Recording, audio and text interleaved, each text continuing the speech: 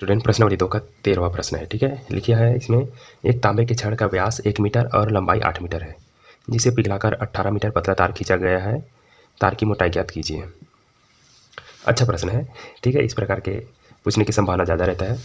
तो जब भी आपको समझ लेना, किसी भी चीज़ को पिघलाकर कुछ और बनाया जाता है, जैसे कि यहाँ लिखा है पिघलाने वाला, तो पिघलाकर बनाया जाता है तो उसका आयतन बराबर रहता है। मान लीजिए कोई जो है आदमी जो है मिट्टी का कुछ बना दिया, ठीक है, खिलौना बना लिया मान लीजिए इसने, ठीक है, और उसको एक खिलौना पसंद नहीं आया, कुछ हो गया, ठीक है, तो इसी मिट्टी को वो कुछ और खिलौना बना सकता है। ठीक है, तो ये दोनों स्थिति में क्या होता है, इसका जो है आयतन बराबर ही रहता है। ठीक है, वही मिट्टी है, उसको कोई दूसरा खिलौना बना दिया, कोई दूसरा खिलौना बना दिया, तो दोनों स्थिति में जो है उसका वजन कह लो या उसका आयतन कह लो बराबर होता है। ठीक है, तो यहाँ एक तांबे का छड़ था। ठीक है, तांबे का छड़ यानी कि एक इसको बेलन भी मान सकते। ठीक है, इस तरह से तांबे का छड़ था।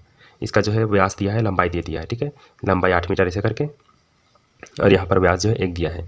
अब इसको पिघला दिया भट्टी में, और पिघला करके इसका जो है लंबा तार खींच दिया, यानी कि जो है मोटा था उसको जो है ऐसे लंबा तार खींच दिया। इसका जो है लंबाई 18 मीटर है। ठीक है, 18 मीटर पतला तार खींच दिया।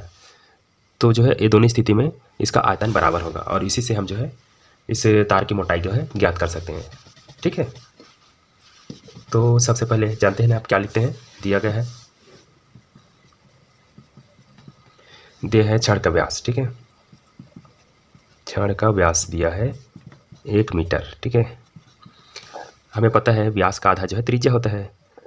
ठीक है, अतः त्रिज्या क्या हो जाएगा, इसका आधा, त्रिज्या r बराबर आधा, मतलब इसको 2 से भाग कर देना है। कोई भी दिया रहता है उसको 2 से भाग कर दो ऐसे, तो ये जो है त्रिज्या बन गया। ठीक है, 1 मीटर व्यास था तो 1/2 जो है त्रिज्या हो गया। इसको अभी ऐसे ही रहने देते हैं, कोई दशमलव आगे नहीं लिखते हैं। ठीक है, और दिया है छड़ का व्यास दिया और छड़ की लंबाई दिया। ठीक है, छड़ की लंबाई, अगर छड़ को हम जो है खड़ी कर दें तो वही ऊंचाई हो जाएगा। ठीक है, तो लंबाई ही ऊंचाई है, तो इसको हम एज मान लेते हैं। तो एज बराबर जो है 8 मीटर दिया हुआ है। ठीक है, अगर छड़ ऐसे रखे हैं तो ये जो है लंबाई कहलाएगा। ठीक है, अगर छड़ को खड़ी रख देंगे ऐसे तो जो है ऊंचाई कहलाएगा। ठीक है, इसलिए जो है इसी इसको एच माना है लंबाई को। ऐसे तो ज़्यादातर हमने लंबाई को, ऊंचाई को ही एच मान रहे थे, इसमें जो है हम लंबाई को एच मान लिए हैं। और क्या दिया है, पतला तार खींचा गया है और जिसकी लंबाई जो है 18 मीटर है। ठीक है, तो एक और दिया, उसको भी लिख लेते हैं, तार की लंबाई। तार की लंबाई दिया है। ठीक है, ये अलग वाला है। ठीक है, तो इसको जो है H1 या H डैश मान लेते हैं, कुछ भी। ठीक है, ये जो है 18 मीटर है। ठीक, तो हम जो है ऐसा करते हैं, जो बड़ा वाला छड़ वाला है उसका जो है त्रिज्या को हम के बड़े R मान लेते हैं और उसके लंबाई को बड़े H मान लेते हैं। ठीक है, बाकी तार का जो है छोटे H में रहने दीजिए। तो हमें जो है तार की मोटाई ज्ञात करना है। तो सब इसके लिए हमें सूत्र पहले ही बता दिया हो कि दोनों का आयतन जो है बराबर रहता है, तो आयतन से हम इसका आंसर निकाल सकते हैं। ठीक है, तो ऐसे लिख सकते हैं। अब क्या लिखेंगे, तांबे के छड़ का आयतन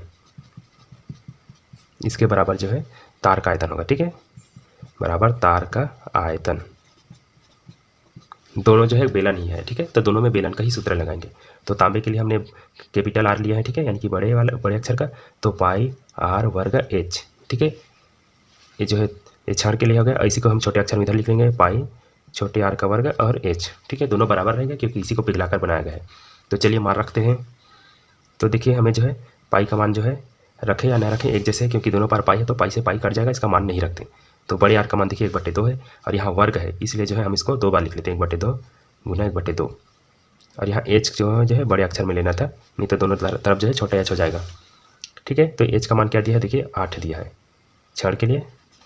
इस बार देखिए पाई को पाई रहने दीजिए, छोटे R का मान दिया है क्या, नहीं है, इसी को तो हमें निकालना है। ठीक है, छोटे H का मान दिया है 18।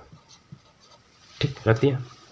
देखिए अब जो है हमें क्या निकालना है, इस R का मान निकालना है। ठीक है, तो R का मान निकालने के लिए ये जो पाई और 18 है इसको इसके तरफ भेज देंगे। ठीक है, और उसके पहले जो है देखिए इसको काट देगा, 2 दूनी 4 हो जाएगा ऐसे, और 4 से इस 8 को काटेंगे तो 2 बचेगा, यानी कि इस बार जो है 2 बच रहा है और सिर्फ पाई बच रहा है। ठीक है, कचरा नहीं कर रहा हूँ काट के, बस समझ लेना।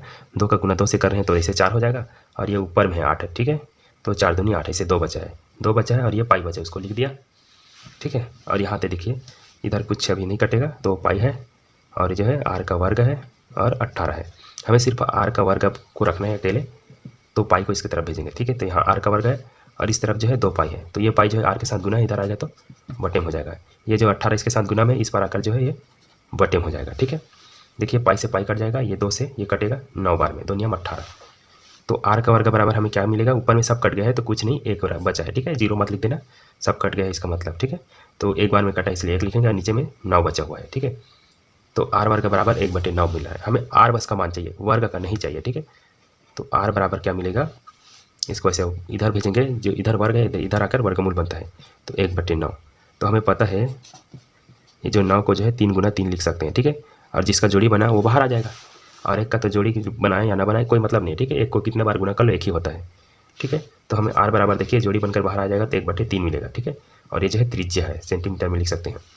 हमें जो है मोटाई ज्ञात करने बोला है, ठीक है, मोटाई, त्रिज्या को मोटाई नहीं बोलते, ठीक है। मान लीजिए ये पेन है, इसके आधा को त्रिज्या बोलते हैं, ठीक है, हमें पूरा चाहिए, तो पूरा मोटाई के लिए इसका व्यास निकालना पड़ेगा, ठीक है। तो अतः हम यहाँ लिख सकते हैं व्यास बराबर, उसको लिख लेना मोटाई, मोटाई यानी कि व्यास। तो व्यास बराबर होता है 2 गुना त्रिज्या, ठीक है, 2 गुना आर। तो क्या करेंगे, 2, आर का मान देखिए 1/3 है, यानी कि 1/3 लिख दो। तो 2 का पारा है एक बार पढ़ेंगे, या 2 का गुना 1 से होगा तो 2 एकम 2, और 3 उसके बटे में ही रहेगा, ठीक है। और यही जो है आंसर है, ठीक है। दशमलव दिया होगा तो इसको कटा लेना, दशमलव वाला आंसर लिख लेना, अगर नहीं दिया है तो यही आंसर है, ठीक है। इस तरह से बनाया जाता है। अच्छा लगा होगा तो लाइक कर देना, और पहली बार आए हैं या सब्सक्राइब नहीं किए होंगे तो सब्सक्राइब करके ही जाना।